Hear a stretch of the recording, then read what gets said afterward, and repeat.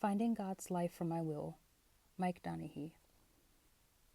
To Kelly, I love you more, giant squid. The prophet Isaiah says, "Your ear shall hear a word behind you, saying, This is the way, walk in it, when you turn into the right or when you turn to the left."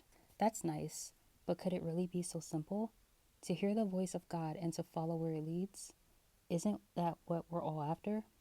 Who wouldn't turn if they heard God's voice over their shoulder? Imagine the Almighty echoing down the halls of your mind like a high school loudspeaker. If we heard God talking, of course we'd respond. The problem is, we seldom know whose voice it is we're hearing. It doesn't seem like there's ever just one, does it? Our hearts speak, our minds speak, regret screams, old shame shouts, our bodies groan, the spirit whispers, the devil plays our strings. In the midst of all the noise, how can we possibly know if it's the voice of the divine we're following or just our own desires? The New Living Translation renders this verse in Isaiah as, "You will hear a voice right behind you."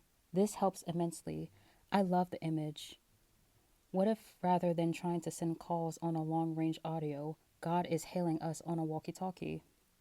What if He is perfectly content with the static when we wander too far from His side? What if we were never meant to know the whole plan? Will we be able to take the one step in front of us while trusting He'll speak to the present silence for the next? What if God doesn't want to give us answers because He wants to give us His presence? I want to be done with overcomplicating things. I want to live this life with more than a 10-year plan. I've tried those and they never work, at least not the way I drew them up. It seems like most of the plans I've made are really just attempts to avoid having to listen and wait for God to come through. I want to be done with that. I heard a story once of a man who traveled to India to have Mother Teresa pray that he would discover God's plan for his life. She said no. He insisted. She responded flatly, "No, I will not do that. I will pray that you trust God." I love Mother Teresa's response, and I guess I hate it at the same time. As much as I want to say I trust God, I'd rather feel sure and competent about my future. But that's just it. No one knows the future. And if faith and trust are God's true goals for our lives, then it would make sense. He'd have to keep us in the dark on some things in order to cultivate other things inside us.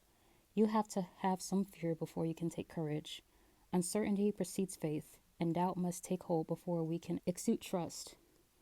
Trust is what grows in our hearts when we give our doubts over to the love of God. I guess you could call trust the ability to hear God singing Cyndi Lauper's time after time over your life. If you fall, I will catch you. I'll be waiting, time after time. Trust is believing your future is wrapped in the love of God. And if that's the case, then we can trust fall into wherever God leads. I want to hear His melody over me so loud that all other voices learn their proper harmony to His song. But that takes practice. It takes leaning in every second of every day.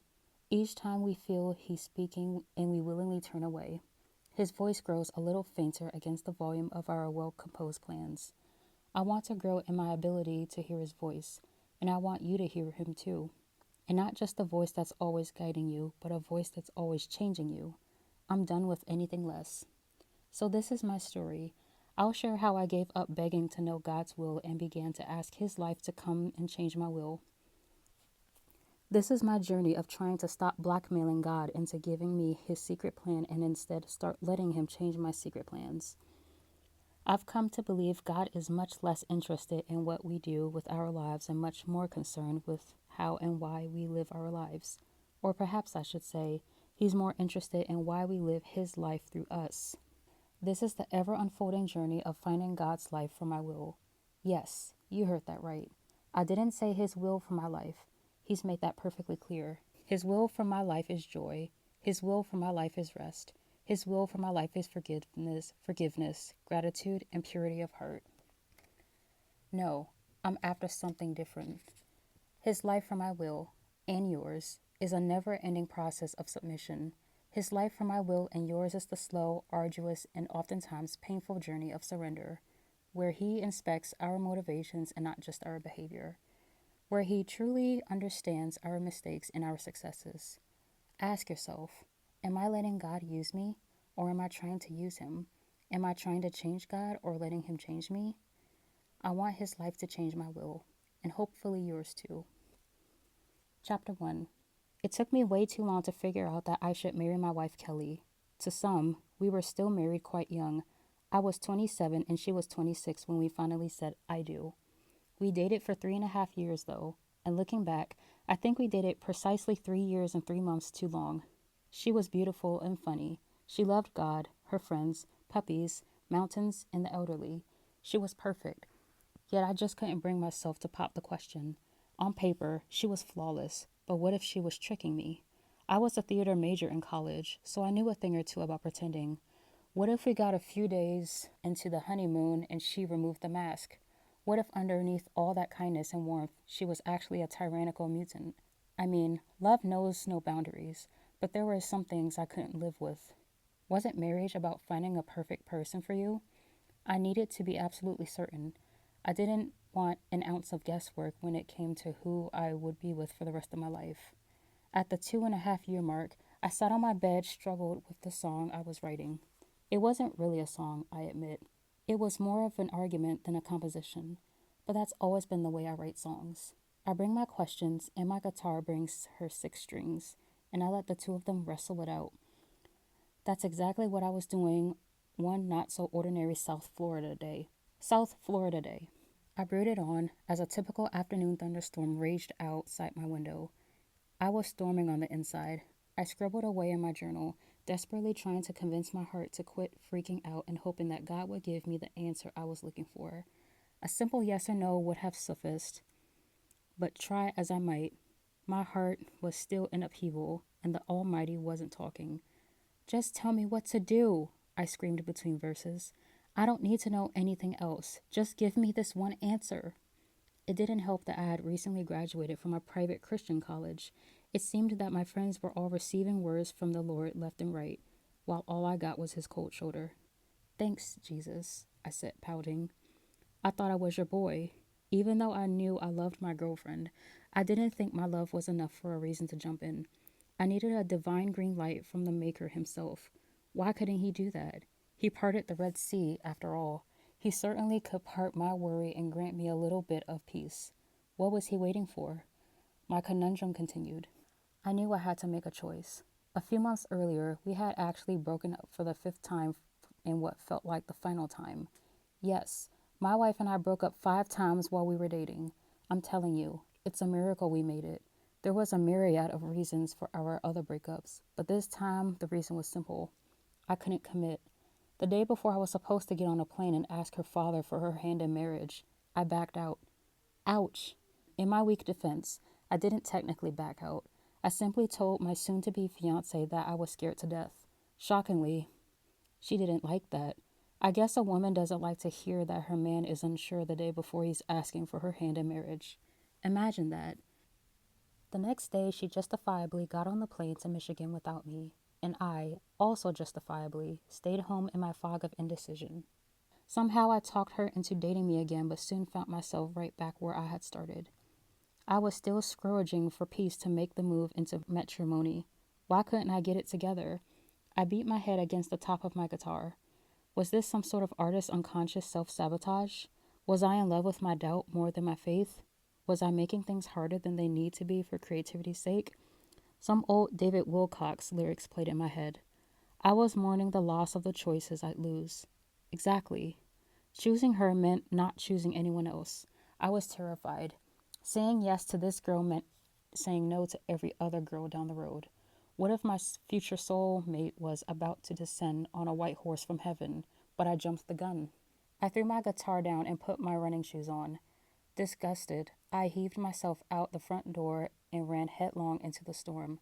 The thunder and lightning outside perfectly reflected the tempest raging inside me. I started running in spite of the pouring rain. I found that sometimes when you're stuck in a spiritual standoff, the best thing to do is to stop waiting for permission and start moving. So I did. I didn't even care that I was getting soaked. I didn't think twice about the mixture of tears, rain, and snot streaming down my face. I just kept going. I was still living in West Palm Beach at the time, which, by the way, is one of the greatest places to go for a run. and before I knew it, I had covered a couple of miles. 3 miles passed, then 4. Apparently, panic is a fantastic performance enhancer. I traversed back alleys and a few neighborhoods until I began my ascent from the intracoastal bridge. I was charging up and over the precipice like an angry, bellowing rhinoceros when the rain suddenly stopped. The clouds parted. Sun rays streamed through the holes in the clouds and danced down across the water. I slowed my gaits to a jog, then a walk. Soon I came to a dead stop at the top of the bridge. My friend Caleb used to say of this oceanic occurrence, "The fish are getting out their sparklers," and they seemed to be. Standing there, soaked from head to toe, I caught my breath and stared out at nature's party unfolding before me. Then God spoke, and he completely avoided my question. "I'll never leave you nor forsake you," he whispered to my heart. "What?" I stammered, sweaty and out of breath. "I'll never leave you nor forsake you," he repeated. "Cool," I shot back to the heavens, "but that's not what I asked. I work all things together for good for those who love me and have been called according to my purpose." He was insistent. "Thanks, God," I responded with a snort. "Now you're just messing with me, aren't you?" It went on like this for some time. Me standing exhausted on a bridge, annoyingly arguing with the sky, and God flooding my mind with promise after promise. It's honestly a bit embarrassing to admit. I still don't know why it took me so long to see what God was doing, but slowly, steadily, surely, as he refused to give me the answer I was looking for, something I hadn't ever considered become quite clear. Perhaps, I thought, God isn't giving me the plan because he wants to be the plan. Awkward silence. I married the girl in the end. 10 years in and 4 daughters later. I couldn't be happier about it. If you've met my wife, then you know I outkicked the coverage. And no, God never told me to marry her. At least, not in the way I thought he would. He never told me no, so I started walking toward yes. I stopped asking for an answer and moved based on what I knew was true. I guess you could say I stopped waiting for him to part the Red Sea and decided to jump into the Jordan River. My friend Bob calls it going Grand Canyon. It's his way of approaching life as if he's skydiving. Some big decisions look terrifying until you realize God's grace is strapped to your back like a parachute. I call it jumping into the Jordan because I had to let the currents of God's faithfulness wash away my fear that he wouldn't come through. In case you're not familiar with the story, in the book of Exodus, we're told that God parted the Red Sea before the fleeting Israelites made it to the water's edge. Pharaoh's army thundered ominously behind, but God's chosen people walked across the sea's expanse on dry land. There wasn't even a drop on them. In the book of Joshua, God also miraculously parted the Jordan River for the people, but that time it was different. In this story, God didn't make it quite so easy for his people. This time, some of them were going to have to get their feet wet. The priests carrying the Ark of the Covenant had to march straight into the unknown waters like Indiana Jones had to leap from the lion's head. Once they felt the cold reality of the river's current hit their sandaled feet, that's when God moved the waters. Marion Kelly was my jumping into the Jordan moment. I never heard a no from God, so I just kept taking the next step. Before I knew it, the river had receded and I was dancing in the promised land. It was scary, uncomfortable, and euphoric, but it's what God had to demand of me to expose my fears. Why does God do this? Why does he let me stand and watch some decisions part before me like the Red Sea, but then other times force me to follow him into the Jordan's unknowns? I don't have all the answers, but I do know that once I stopped asking God what I was supposed to do with my life and simply started asking how and why I was supposed to live my life, the seas of doubt began to part. In other words, I went with what I knew instead of letting what I didn't know paralyze me. This is essential. It's what marks our lives with faith. Instead of sitting stagnant at the water's edge, waiting for the miracle, we get up.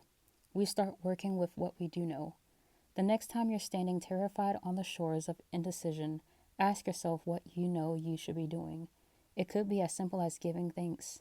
It could be as demanding as selling off some possessions and giving the proceeds to the poor. It could be as impossible as forgiving someone before they even apologize. I don't know where you need to start, but I suggest starting with what you know. It's amazing the domino effect small acts of love can put into motion. When it came to marrying my wife, I realized I needed to stop worrying if Kelly was the one and started worrying about how I would treat her if she were. I quickly surmised that dragging her along while I weighed all my other options was hardly the most loving thing I could do. Running across the bridge that day, I came to the hard realization that I would have to take the first step of faithfulness toward her if I wanted to find out if she'd be faithful to me. Choosing her was not only something I had to do that day, it's something I've had to commit to doing every day since. I desperately wish more couples understood this. Love is action, it's a perpetual yes. After all, I know a lot of guys who begged God for an answer about who they should marry. And then it seems they stopped asking him how they should love that girl every day since they received the answer they were looking for. So, what kind of moment are you in? If you're reading this book, there's a good chance you're currently swimming in some kind of indecision. Should you wait for the Red Sea to part or jump into the Jordan? Which is it going to be? Sadly, I won't play God for you. I'm quite sure only the Holy Spirit can tell you what to do in the end. But consider this: God loves it when we move in faith. He loves when we don't have all the answers, but we act as though we trust that He does. So whether you're waiting or wading forward, take heart. He has more plans for you than you have for yourself. And even better, He's the only one who tells the waters which way to run. Thanks for reading along with me. See you guys soon.